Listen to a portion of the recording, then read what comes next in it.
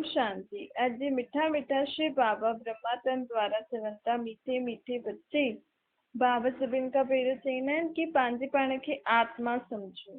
मां आत्मा, मुंहिंजो बाप परमात्मा।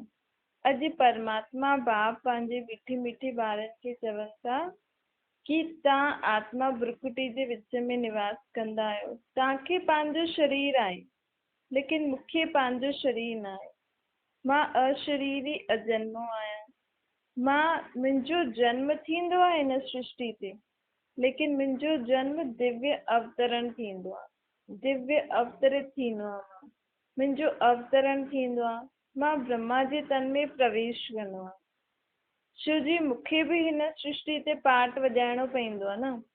तव्हां सभु सृष्टि ते पार्ट वॼाईंदा आहियो पंहिंजो पंहिंजो शरीर वठी करे, लेकिन हिन सृष्टि रूपी ड्रामे में मुंहिंजो बि पार्ट आहे। मां हिन जो डायरेक्टर क्रिएटर आहियां न। तव्हां सभिनि जो रचयिता आहियां, त मुंहिंजो बि पार्ट हूंदो आहे। लेकिन मां पार्ट कीअं वॼायां?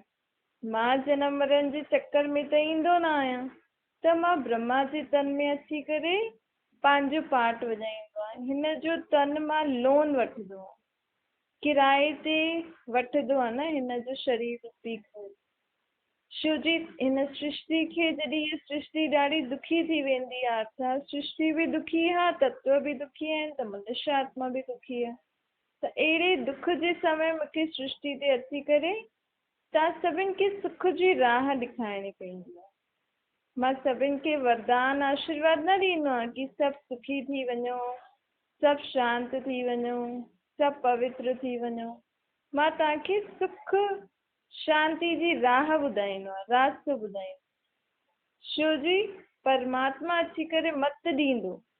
जंहिंखे हुन मत ते हली करे पंहिंजो जीवन ठाहिणो आहे, उहो हुन मत ते हली करे जीवन ठाहींदा आहिनि। ऐं जेका भॻवान खे यादि ई न कंदा आहिनि, भॻवान खां हुननि खे सुख शांति जी मत खपे ई न, त पोइ उहो वठंदा बि न आहिनि। सभिनि ॿारनि जो पंहिंजो पंहिंजो पार्ट आहे न। सभु ॿार बि पंहिंजी पंहिंजी समझ जे अनुसार कमु कंदा आहिनि। त मां विश्व जी सर्व आत्माउनि खे ॿुधाईंदो आहे कि मां आयो आहियां, तव्हांखे हीअं हीअं मत ॾियां थो। अची करे वठिणो अथव त वठो, न त तव्हांजी मर्ज़ी अथव। बाप त ॿारनि जे लाइ सुख शांति जी वरसो ॾींदो आहे न। तॾहिं त ॻाल्हि आहे, भॻवानु दुख हरता सुख करता है। त सुख कीअं कंदो आहे? सुख जी राह ॾेखारींदो आहे। चईंदा आहियूं न, तुंहिंजी गत मत तूं ही ॼाणी। त परमात्मा गत अर्थात शांति, गत मत अर्थात सुख शांति जी मत पाण खे भॻवान ई अची ॾींदो आहे। सदगति जो रास्तो भॻवान ई ॿुधाईंदो आहे। गति सदगति, गति अर्थात शांति, सदगति अर्थात सुख शांति। अगरि तव्हांखे शांति खपे, कंहिं आत्मा खे सिर्फ़ु शांति खपे, चईंदी आहे कि मूंखे हिन दुनिया में जनम मरण में अचिणो ई न आहे, मूंखे त मोक्ष खपे। लेकिन भॻवानु चईंदो आहे कि तव्हांखे मोक्ष त न मिलंदव, थोरो समय जे लाइ तव्हां पंहिंजे घर शांति धाम में वञी करे रही सघंदा आहियो। लेकिन हिन सृष्टि ते तव्हांखे हिकु जनम बि पार्ट वॼाइण लाइ अचिणो ई पवंदो। ॾिसो, मां अशरीरी आहियां, त बि मां लोन वठी करे, शरीर वठी करे हिते पार्ट वॼाईंदो ई आहियां। त तव्हांखे बि मोक्ष न मिलंदो, लेकिन मुक्ति धाम में ज़्यादा समय रहणो अथव, त इहो थी सघंदो आहे। त कंहिं आत्मा खे शांति खपे, त हुननि खे मां गति अर्थात शांति जो रास्तो ॿुधाईंदो आहे। सिर्फ़ु पंहिंजे पाण खे आत्मा सम्झो। कर्म कंदे इहो सम्झो कि मां आत्मा हिन शरीर रूपी कर्मेंद्रियनि सां कर्म करां थी, ऐं मूंखे निराकार रूप में यादि करे पंहिंजो उथणी वेहणी खाइणी पीअणी कंदा रहो, त तव्हांखे शांति जो वरसो मिलंदो। ऐं तव्हांखे सदगति खपे अर्थात सुख शांति खपे, त पोइ तव्हांखे दैवी गुणनि जी बि धारणा करणी आहे। छो जी, स्थाई सुख त सत्युग त्रेता में ई मिली सघंदो आहे। द्वापर युग खां पाण खे जेको सुख मिले थो, उहो अल्पकाल जे लाइ आहे, थोरे समय जे लाइ। थोरो सुख थोरो दुख, थोरो सुख थोरो दुख। लेकिन सत्युग त्रेता में सुख ईअं हूंदो कि सॼो ॾींहुं, पूरो जीवन ई असांजो सुखी हूंदो। सभु चीज़ुनि मां असांखे सुख ई सुख मिलंदो। हुते दुख जो नाम निशान न आहे। ऐं हिते सचे सुख जो नाम निशान आहे। त अगरि तव्हांखे सत्य त्रेता जो सुख खपनि पंहिंजे जीवन में, पोइ तव्हां मुंहिंजे मत ते हलो। जीअं मां तव्हांखे चवां थो हूअं उथो, हूअं ॻाल्हायो, हूअं संबंध सभिनि सां निभायो, उहो पंहिंजो हर जीवन जो हर समय तव्हां मुंहिंजी मत ते हलो, दैवी गुणनि जी धारणा करो। अगरि तव्हांखे सतगति जो वरसो खपे त, सुख शांति जो वरसो खपे त, मर्ज़ी तव्हांजी अथव। भॻवानु अची करे मत ॾींदो आहे। ॾिसो श्रीमद भगवत गीता ॻायल आहे न, श्रीमत भॻवान जी ॾिनल आहे। गीता में जेकी मत ॾिनल आहे उहो भॻवान जी मत ॾिनल आहे, लेकिन भॻवान जे बदिले हुन में कृष्ण जो नाम लिखी छॾियो अथव। कृष्ण त देवता आहे न, शरीरधारी भॻवान थोरी थी सघंदो आहे। जंहिंखे बि शरीर आहे उहो भॻवान न थी सघंदो आहे। अशरीरी अजन्मो ई भॻवान थी सघंदो आहे, उहो त हिकु ई आहे। त जॾहिं पाण चऊं था श्रीमद भगवत गीता अर्थात भॻवान ई हिन में श्रीमत ॾिनी अथई न, श्रेष्ठ ठहिण जी मत सम्झ ॾिनी अथई। श्रेष्ठ अर्थात पंहिंजी सोच, पंहिंजी बोल, पंहिंजे कर्म ऊचा, अर्थात सभिनि जे लाइ सुखदाई, सुठा, अहिड़ी मत भॻवान पाण खे ॾींदो आहे। उहो शास्त्र कहिड़े शास्त्र में लिखियलु आहे? गीता शास्त्र। लेकिन भॻवान पाण खे मत हाणे थो ॾे, चैतन्य में अची करे हाणे मत ॾे थो। लेकिन सत्य त्रेता में त भक्ति हूंदी ई न, त सत्य त्रेता में कोई बि कहिड़ो बि शास्त्र न पढ़ंदा। पोइ पाण खे जॾहिं दुख शुरू थींदो आहे द्वापर युग में, तॾहिं पाण इहो जेको हाणे ज्ञान ॿुधूं था उहो उनजो शास्त्र द्वापर में लिखंदा आहिनि। त इहा आत्मा हेॾा जनम मरण में आई त भुलिजी त वई हूंदी न। त हुन खां पोइ बि द्वापर युग खां पोइ बि कलयुग अंत अची वियो आहे, त घणनि ॼणनि हुन शास्त्र में करेक्शन ऐं एडिशन कयो हूंदो। पंहिंजी पंहिंजी मत बि त जोड़दा आहिनि न, हर शास्त्र में वॾा वॾनि जी जेकी सोच हूंदी आहे उहो बि जोड़दा वेंदा आहिनि। त हाणे गीता शास्त्र में मुंहिंजी मां जेकी मत ॾिनी, हाणे जी गीता में उहो मत ईअं ई लिखियलु आहे, एतिरी ई आहे जीअं अटे में लूणु आहे। बाक़ी सारो पंहिंजे ई हिसाब सां लिखियो अथव। लेकिन हाणे मां उहो ई सचो सचो गीता ज्ञान ब्रह्मा जे तन में अची करे ॾियां थो, जंहिंखे तव्हां कृष्ण जो नाम लिखी छॾियो था। कृष्ण जी आत्मा ई कलयुग जे अंत में अची करे कंहिंजो पाठ वॼाईंदी आहे? ब्रह्मा जो पाठ वॼाईंदी आहे। हाणे जेको ब्रह्मा जो पाठ वॼाए थो उहो ई सत्युग में वञी कृष्ण जो पाठ वॼाईंदो। त गीता कंहिं ॻाई आहे? शिव भॻवान वाच्य आहे। लेकिन कहिड़े शरीर में अची करे पाण खे मत ॾे थो? कृष्ण जे 84वें वारे जनम में, हुनजी 60 वर्ष जी आयु खां पोइ भॻवान जे शरीर में अवतरित थी करे पाण खे सचो सचो गीता ज्ञान ॿुधाईंदो आहे। जे गीता ज्ञान खे धारण करे पाण आत्मायूं सुख शांति खे प्राप्त कंदा आहियूं। सतयुग जी स्थापना थींदी आहे, नए धर्म जी, नए युग जी स्थापना थींदी आहे। त अहिड़ो ऊच ते ऊच समय थो हले। चईंदा आहिनि न भॻवानु कॾहिं त सृष्टि ते आयो हूंदो न, त अञा एॾो दुख अञा कॾहिं ईंदो? जॾहिं माण्हू एॾा दुखी आहिनि, एॾो चिल्लाइनि था, त ज़रूरु इहो ई समय आहे जॾहिं भॻवानु धरती ते आयो आहे ऐं पंहिंजे लाइ सुख शांति जी दुनिया स्थापन करण लाइ पाण खे इहो ज्ञान थो ॾे, पाण खे सम्झ थो ॾे। छो जी उन सुख शांति वारी दुनिया में बि सभु प्रकार जा माण्हू हूंदा न। जीअं हाणे वॾे खां वॾो बि आहे त नंढे खां नंढो बि आहे, विच वारा बि आहिनि, सभु प्रकार जा माण्हू आहिनि। सभु कमु करण लाइ दुनिया में छा न खपे? सभु खपे न। बासण आदि, घर ठाहिण वारा, कपिड़े वारा, जूते चप्पल, सभु प्रकार जा माण्हू खपनि। त हुन दुनिया में केरु छा कमु कंदो? उनजो निर्णय कीअं थींदो? जेकी भॻवानु हाणे असांखे मत थो ॾे, जेको उन मत ते हली करे सुठी तरह हलंदो, मन सां, वाच सां, कर्मण सां, हुन रीति ई हलंदो, उहो हुते वञी करे ऊच पद पाईंदो। जे हाणे पढ़ियल लिखियल जेका हूंदा आहिनि उहे वॾा वॾा माण्हू आहिनि, भले बिज़नेसमैन बि वॾा वॾा हूंदा आहिनि, पढ़ियल लिखियल न हूंदा आहिनि, लेकिन त बि हुननि में सम्झ त हूंदी अथनि न, दिमाग़ त सम्झ त सुठी हूंदी अथनि न। त पाण खे बि बाबा हिते सम्झ ई त वधाए थो न।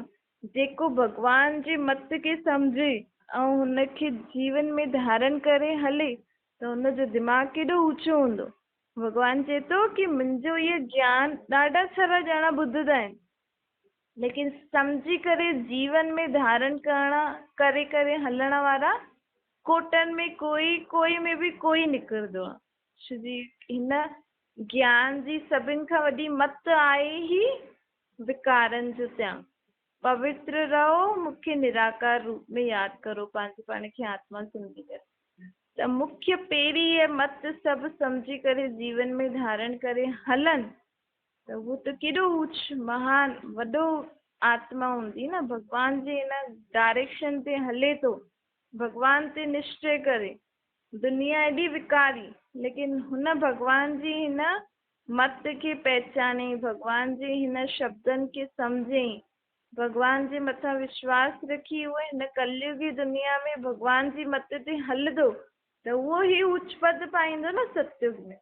त ईअं ई हुते हुनजी दुनिया में बि ईअं ई वॾा नंढा थींदा। जेका हाणे भॻवान जी मत ते हलंदा उहो वञी करे ऊच पद पाईंदा, पोइ जेका न हलंदा उहो हुन अनुसार पद पाईंदा। त भॻवान बि अची करे पाण खे सचो सचो गीता ज्ञान ॿुधाईंदो आहे, जंहिंखे धारण करे पाण सतयुगी दुनिया में वञी करे पंहिंजे पंहिंजे अनुसार मत पाईंदासीं, पद पाईंदासीं। जेको जेतिरो सम्झी करे हलंदो वो हुन अनुसार हुते पद पाईंदो। भॻवान त सभिनि खे हिकु जहिड़ो ई ज्ञान ॾींदो आहे न। हिते निराकार परमात्मा आत्माउनि खे ज्ञान ॾींदो आहे। कोई गुरु आदि थोरी आहे हिते कि गुरु कोई ईंदो असांखे ज्ञान ॾींदो। परमात्मा त सभिनि आत्माउनि खे ॾिसंदो आहे न। त आत्माउनि जो त धर्म ई हिकु शांत आहे। सभी आत्मायूं परमात्मा जा ॿार आहिनि। त परमात्मा जे अॻियां त कोई नंढो ॿार, कोई मुस्लिम, कोई सिख, कोई स्त्री पुरुष, अहिड़ी कोई जाति उनखे त इहे सभु कुझु नज़र ई न ईंदो अथसि कि भई हीअ मुस्लिम धर्म जी आत्मा आहे, ये सिख धर्म जी आत्मा आहे, ये कारो आहे, ये गोरो आहे, ये माई आहे, ये भाई आहे, ये ॿार आहे। न, सभिनि जे शरीरनि में आत्मा आहे। आत्मा जो रूप निराकारी आहे। त भॻवान जॾहिं सभिनि जी आत्माउनि खे ॾिसंदो त हुनखे छा नज़र ईंदो? निराकार आत्मा ई नज़र ईंदी न। त परमात्मा त आत्माउनि खे ॾिसी करे ज्ञान ॾींदो आहे। इन करे सभिनि खे हिकु ई पाठ रोज़ रोज़ कोई बि रोज़ पाठ पढ़ंदा, भले विदेश में बि हुजनि, त बि परमात्मा जी पढ़ाई हिकु ई हूंदी आहे जेको सभी आत्मायूं पढ़ंदियूं आहिनि। पोइ जेको जीअं रीति धारण करे हलंदो उहो हुते वञी करे उच्च पद पाईंदो।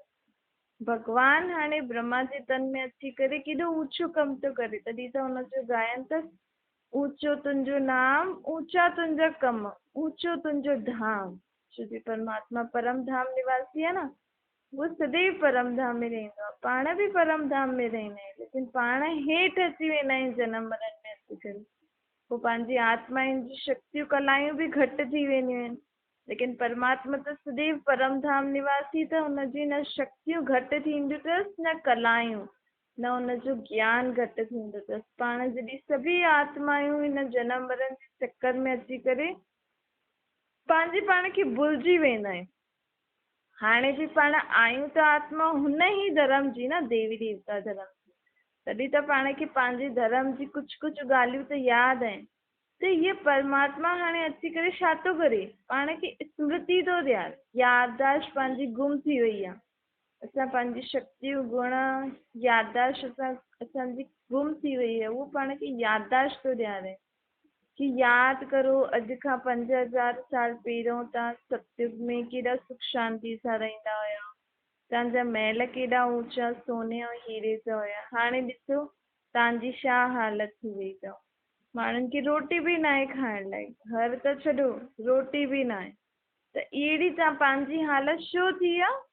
छो जी पाण आत्मायूं ख़ुदि खे भुलिजासीं, पंहिंजे बाप खे भुलिजासीं, विकारनि में गंदा छी थी वियासीं। बाबा चवनि था तव्हां सभी आत्मायूं छी थी वई आहे, हिकदमि कांटे मिसल थी वई आहे। हिक ॿिए सां कड़वो ॻाल्हाइण, बुरी दृष्टि सां ॾिसणु, किनियूं ॻाल्हियूं ॿुधणु ॾिसणु। त इहे भॻवान जा पाण ॿार ऊची दुनिया में परमधाम निवासी सतयुग में पाठ वॼाइलियूं आत्मायूं हाणे कहिड़ी थी वियूं आहिनि, विकारी, पतित, भ्रष्टाचारी। त बाबा चए थो अहिड़ा तव्हां आत्माएं थी वई आहे न, त हाणे मां तव्हांखे स्मृति थो ॾियारायां कि तव्हां अहिड़ा हुयो। जॾहिं कंहिंखे पाण इहे यादि ॾियारंदा आहियूं त हुनजी धीरे धीरे याददाश्त ईंदी आहे, त हुनजी चलन बि सुधरी वेंदी आहे कि बराबरि मां हुन खानदान जो हुयमि, अॼु मुंहिंजी छा हालत थी आहे। त बाबा बि पाण खे हुन ऊचे खानदान जी स्मृति ॾियारे करे पाण खे पंहिंजे अंदरि वही गुण ऐं शक्तियूं धारण थो कराए। ॿिए चए थो मूंखे यादि करे वापसि खां धारण करो। तव्हांजे अंदरि उहो सभु गुण शक्तियूं अथव, लेकिन तव्हां भुलिजी विया आहियो। हाणे जीअं जीअं यादि कंदा न उहो वापसि खां ॿाहिरि निकिरंदी। काथे हीअं न काथे ॿाहिरि थी गुम थी वियूं आहिनि, अंदरि अथव तव्हांजी आत्मा।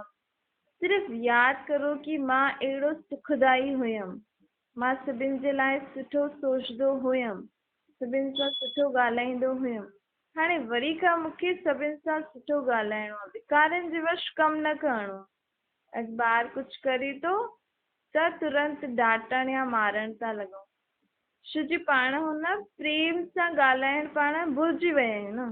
हुन साम्हूं वारी आत्मा में शक्ति न आहे कि उहो पंहिंजे हुन संस्कार खे परिवर्तन करे सघे। पाण हुनखे डांटूं था कि तूं हीअं कर हीअं कर हीअं कर। अरे हुनजी आत्मा में बि शक्ति बि त हुजे न ओहिड़ो कमु करण जी, सम्झ बि त हुजे। त बाबा चवनि था हाणे सभिनि खे आत्मिक रूप में ॾिसंदव न, पंहिंजे पाण खे आत्मा सम्झी करे बाप खे यादि करे, त हुन आत्मिक रूप में हुनखे ॾिसी करे परमात्मा खे यादि कंदा, हुनखे कोई सम्झानी ॾींदा, त तव्हांजा ॿ कम थींदा। हिकु त तव्हां परमात्मा जे द्वारा हुन में शक्ति था भरो, ॿियो उहो तव्हांजी पोइ उहा ॻाल्हि सम्झंदो कि बराबरि हीअ ॻाल्हि ठीकु आहे, त पोइ हुनखे उहा ॻाल्हि करण जी शक्ति बि मिलंदी। पाण खे केॾो माण्हू चवंदा आहिनि गुस्सो न करो, हीअं न करो, हीअ ग़लति ॻाल्हि आहे, लेकिन मनुष्य आत्मा में एतिरी शक्ति ई न आहे कि वो बिना विकार बिना बुराइनि जे वश थी करे उहो सुठी रीति कमु करे। एतिरी शक्ति बि त हुजणी खपे न।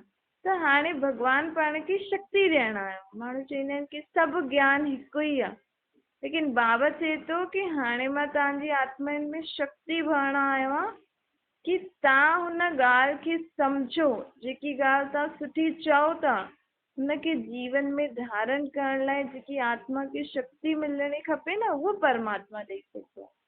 त परमात्मा बाप हाणे पाण आत्माउनि में छा भरण आयो आहे? शक्ति भरण आयो।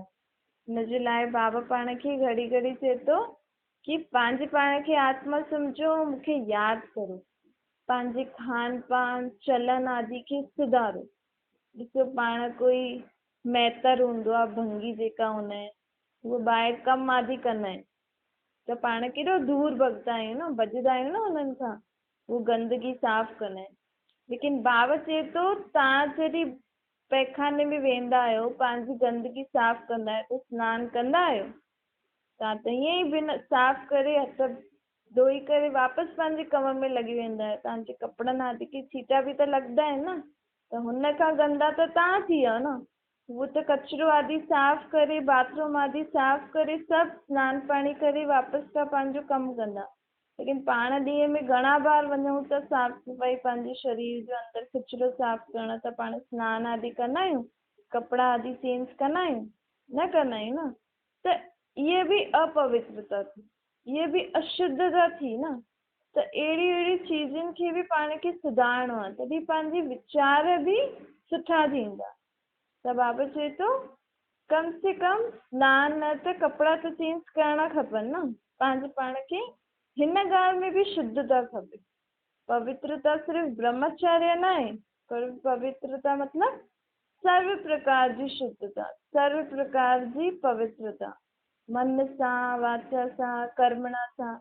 तव्हां केतिरो बि पाठ पूजा करो, केतिरा बि सुठा दान, वॾे खां वॾो दान कर, दान पुण्य करो, लेकिन तव्हांजे मन में अगरि हिक ॿिए जे लाइ कड़ाहट आहे, पुराणियूं ॻाल्हियूं अथव जेके सोचे सोचे करे तव्हां हिक ॿिए जे लाइ बुरो करो बि था, हेॾां तव्हां दान पुण्य पाठ पूजा था करो, होॾां तव्हां पुराणियूं ॻाल्हियूं या हिक ॿिए जे लाइ सोचे करे बुरी बुरी ॻाल्हियूं सोचे करे करो बि था, त फ़ाइदो उहो ई तव्हांजो चुकतो थो थिए। जेको तव्हां पाठ पूजा करो था न, दान पुण्य करो था, हेॾा सुठो हेॾा ख़राबु, त उहो ई चुकतो थी वियो न, कोई जमा थोरी थियो। त हाणे पंहिंजे मन जे वीचारनि खे बि बदिलो। जॾहिं मन जा वीचार बदिलंदा तॾहिं मुख जी वाणी बि बदिलंदी ऐं तॾहिं पंहिंजा कर्म बि बदिलंदा।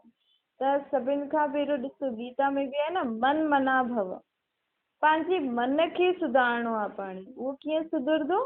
जॾहिं हुनखे पाण परमात्मा खे यादि कंदासीं, पंहिंजे पाण खे आत्मा सम्झी करे परमात्मा खे यादि कंदासीं, त मन खे बि कमु मिली वियो न। मन खे कमु खपे, कुझु न कुझु सोचण जो कमु खपे, त मन खे तव्हां कमु ॾेई छॾियो कि तूं पंहिंजे पाण खे आत्मा सम्झ। अहिड़ो सोच कि मां आत्मा आहियां, मुंहिंजो बाप परमात्मा आहियां, मां परमात्मा सां गॾु कमु थी करां। अॼु मुंहिंजी परमात्मा बाप मूंखे छा छा ॿुधाई, त मन खे कमु मिलियो त उहो ई ॻाल्हियूं सोचंदो। त मन सॼो ॾींहुं कंहिंजे संग में रहियो? परमात्मा जे संग में रहियो न। त परमात्मा त कॾहिं कंहिंजे लाइ बुरी ॻाल्हियूं सोचंदो न आहे, कंहिंजे लाइ बुरो भलो चईंदो न आहे, कंहिंजो बुरो कंदो न आहे। बल्कि पाण चईंदा आहियूं कुझु बि बुरो कमु थींदो आहे जीवन में, या कुझु बि अहिड़ी ॻाल्हि थींदी आहे जेकी भॻवान जी मर्ज़ी, जेकी वॾे मथां वारे जी मर्ज़ी, जेको मथां वारो हुकुम करे, अरे तव्हांखे वञिणो अथव त उथी करे वञो। हीअं थोरी भॻवानु तव्हांखे हुकुम कंदो कि हाणे तूं हेॾे वञ, तूं हेॾे वञ। जॾहिं तव्हांखे प्यास लॻे थी, बुख लॻे थी, त रोटी पाणी खाओ था न, हुन समय त नथा चओ जॾहिं मथां वारे जो हुकुम हूंदो। त इहे सभु ॻाल्हियूं मनुष्य आत्मा जे मन जी ख़ुदि जी ॻाल्हियूं आहिनि। भॻवानु थोरी चए थो कि तव्हां मुंहिंजे हिसाब सां कर्म करो। भॻवानु त पाण खे सही कर्म जी करण जी राह ॿुधाईंदो आहे, सम्झ ॾींदो आहे। सम्झ तव्हांखे मिली वई, हाणे तव्हां हुन सम्झ अनुसार कर्म करो न पंहिंजो। भॻवान जा त हेॾा सारा ॿार आहिनि, उहो हर हिक खे थोरी ॾिसंदो। भॻवान जो कोई भारतवासी ॿार थोरी आहिनि। मुस्लिम धर्म वारनि जी आत्मायूं बि भॻवान जा ॿार आहिनि, सिख धर्म वारा, ईसाई धर्म वारा, सन्यासी धर्म वारा, विश्व जी सर्व आत्माउनि जो बाप उहो आहे। त हुनखे त हर सेकेंड कोई न कोई आत्मा यादि कंदी आहे, जानवर बि यादि कंदा आहिनि। त उहो सभिनि जी थोरी हिक हिक जी ॿुधी करे मदद कंदो, उहो त सभिनि खे हिक ई मत ॾींदो आहे। ॾिसो, आहे बि सभिनि जे लाइ हिक ई मत ॾींदो आहे। त पाण पंहिंजी सम्झ जे अनुसार उनजो इहे मत जेकी ॾिए थो न, इहो ई हुनजो हथु अथसि। भॻवानु चए थो कि मुंहिंजो हथु असां जेकी मां श्रीमत तव्हांखे ॾियां थो, इहे मत रूपी हथु पकिड़े पंहिंजे जीवन में हलंदा रहो, त तव्हांजो जीवन सुख शांति में थी वेंदो। अच्छा, मिठी मिठी सुठी लॻे ॿारनि प्रति माता पिता बाप दादा जो यादि प्यार ऐं गुड मॉर्निंग। रूहानी बाप जी पण सभिनि रूहानी ॿारनि खे नमस्ते। पंहिंजे बि रूहानी माता पिता बाप दादा खे यादि प्यार गुड मॉर्निंग और नमस्ते। वरदान आहे, रंग ऐं रूप सां गॾु गॾु संपूर्ण पवित्रता जी ख़ुशबू खे धारण करण वारा आकर्षण मूर्त ठहो। ब्रह्मन ठहिण सां सभी में रंग त अची वेंदो आहे। कहिड़ो रंग अची वियो? ज्ञान। जीअं जीअं पाण ज्ञान ॿुधंदा वेंदासीं न, त ज्ञान जी अलॻि अलॻि ॻाल्हियूं हिकु रंग जे रूप में पंहिंजे आत्मा में धारण थी वेंदो, अलॻि अलॻि कलर जे रूप में। पोइ पंहिंजो रूप अर्थात पंहिंजो संस्कार, स्वभाव, ॻाल्हाइण, उथण वेहण बि परिवर्तन थी वेंदो। लेकिन बाबा चए थो कि ख़ुशबू नंबरवार थींदी आहे। आकर्षण मूर्त ठाहिण लाइ रंग रूप सां गॾु संपूर्ण पवित्रता जी बि ख़ुशबू खपे। पवित्रता अर्थात सिर्फ़ु ब्रह्मचर्य न, लेकिन देह जे लगाव सां बि न्यारो ठहिणो अथव। हिनजो मतिलबु इहो न कि देह जी पाण खे संभाल न करणी आहे। देह अर्थात शरीर खे बि खाराइणो पीआरिणो, हिनखे बि सुठी तरह हिनजी देखभाल करणी आहे, लेकिन ज़्यादा न। जे पहिरियों त पाण सिर्फ़ु देह जी कंदा हुआसीं न, लेकिन हाणे आत्मा जी ज़्यादा ध्यानु रखो। मुंहिंजी आत्मा छा थी सोचे, कीअं शरीर सां कर्म थी कराए, छा थी ॻाल्हाए, छा थी कर्म करे। हाणे हिन ते ज़्यादा ध्यानु ॾियो, देह खे बि तव्हां खारायो पीआरो तयारु रखो, सुठी तरह रखो, लेकिन ज़्यादा ऊंचो बि न, ज़्यादा कम बि न, साधारण रीति। इन में मोह न रखो, ये सोचो ये देह बि भॻवान जी आहे, परमात्मा बाप जी आहे, त हिन देह मां बि लगाव हटिजी वेंदो। मन बाप जे सिवाय ॿियो कहिड़ी बि प्रकार जी लगाव में न हुजिणो खपे। तव्हांखे तन सां बि ब्रह्मचारी ठहिणो अथव, संबंध सां बि ब्रह्मचारी ठहिणो अथव, पंहिंजे संस्कारनि सां बि ब्रह्मचारी ठहिणो अथव। अहिड़ा खुशबू वारा रूहानी गुलाब ही छा ठही सघंदा, आकर्षण मूर्त ठहींदा। जॾहिं पंहिंजे अंदरि सर्व प्रकार जे लगाव सां पाण मुक्त थी वेंदासीं, देह जे संबंध, देह जे पदार्थ, सभिनि खां लगाव हटाए करे परमात्मा जो सम्झी करे हुननि जी देखभाल कंदासीं, हुननि सां संबंध रखंदासीं। मुंहिंजा न आहिनि, इहे परमात्मा जो सभु कुझु आहे, त पाण पंहिंजो सभिनि मां लगाव ख़तमु थी वेंदो ऐं पाण रूहानी गुलाब अर्थात छोजी सभिनि मां लगाव घटि थी वेंदो त ऑटोमेटिकली पाण सां गॾु सदा केरु रहंदो, परमात्मा। त परमात्मा जी शक्ति सां त पंहिंजे अंदरि केॾी सारी शक्ति अची वेंदी न, त उहे शक्तियूं, उहे गुण रूहानी गुलाब जे रूप में सभिनि खे नज़र ईंदा। जीअं गुलाब खे ॾिसी करे सभिनि खे कशिश थींदी आहे न, उअं ई पाण आत्माउनि में बि एतिरी शुद्धता अची वेंदी। जीअं ॿार कंहिंखे सभिनि खे सुठा छो लॻंदा आहिनि, छो जी ॿार जेका गर्भ मां ईंदा आहिनि न, त गर्भ में उहे सॼा भुक्ति ईंदा आहिनि पंहिंजी, त हिन करे जॾहिं ॿाहिरि ईंदा आहिनि त उहे ॾाढा आकर्षित कंदा आहिनि, छो जी काफ़ी सॼा ख़तमु थी वेंदी आहे न, गर्भ में बि ॿार सॼा भुगतदो आहे, त उहो सॼा भुगतल थोरी सी आत्मा साफ़ थी वेंदी आहे त आकर्षित कंदी आहे। त पाण जॾहिं सदा परमात्मा जे संग में रहंदासीं, सर्व लगाव मुक्त, त पाण बि रूहानी अर्थात आत्मिक शक्ति, आत्मिक खुशबू वारा गुलाब ठही वेंदासीं। स्लोगन आहे, यथार्थ शक्ति खे परखो, यथार्थ सत्य खे परखो त अतींद्रिय सुख जो अनुभव करणु सहज थी वेंदो। हाणे पाण खे सभिनि खां वॾो सत्य पाण खे बाप ॿुधायो अथई, कहिड़ो सत्य, कि मां केरु आहियां, आत्मा, मुंहिंजो बाप परमात्मा। हिन ई यथार्थ सत्य खे ॾाढी गहराई सां जॾहिं पाण ॼाणंदासीं, अनुभव कंदासीं ऐं हर घड़ी हिनखे ध्यानु रखी करे हलंदासीं, त पाण खे कहिड़े सुख जी अनुभूति थींदी, अतींद्रिय, हिन शरीर रूपी इंद्रियनि खां परे आत्मिक स्थिति में रही करे परमात्मा सां जेको असांखे प्राप्त थो थिए, उन सुख जी अनुभूति पाण खे